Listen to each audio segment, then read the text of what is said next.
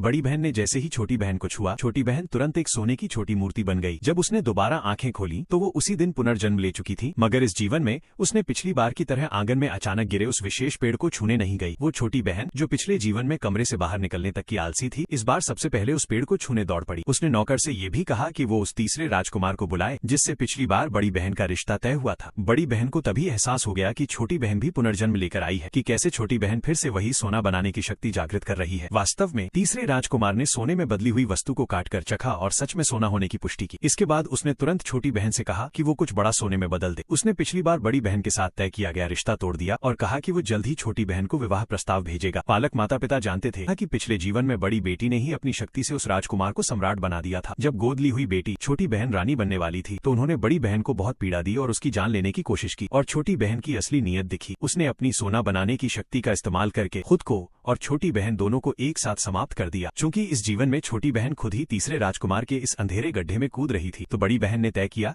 कि वह उसे भी वही कड़वे अनुभव स्वयं चखने देगी। जब तीसरे राजकुमार ने ये वादा किया कि यदि वो ये सब वस्तुएं सोने में बदल दे तो 3 दिन बाद वह उसे अपनी रानी बना लेगा, उसकी नाक से खून बहने लगा। लेकिन उसे ये बात छुपानी थी, क्योंकि सोना बनाने की शक्ति से शरीर को नुकसान पहुंचता है जब शक्ति को पहली बार हासिल किया जाता है। बड़ी बहन ने तुरंत बहाना बनाया कि पहले कुछ दिनों से तबीयत थोड़ी खराब थी, इसलिए नाक से खून आया है और यह नुकसान तब और भी अधिक होता है। इस बीच तीसरे राजकुमार ने अपने लालच को पूरा करने के लिए अपनी नजर एक बड़े फूलदान पर डाल दी। छोटी बहन ने राजकुमार के सामने अपमानित न होने के लिए बड़ी बहन की बात पर विश्वास कर लिया। जब उसने दांत भींचकर उस फूलदान को शुद्ध सोने का बना दिया तो उसका शरीर कांपने लगा और वो थक गए, लेकिन राजकुमार को उसकी परवाह नहीं थी। वो सारा सोना लेकर चला गया। उसने बड़ी बड़ी बातें की कि 3 दिन बाद वो उसे अपनी रानी के रूप में लेने आएगा।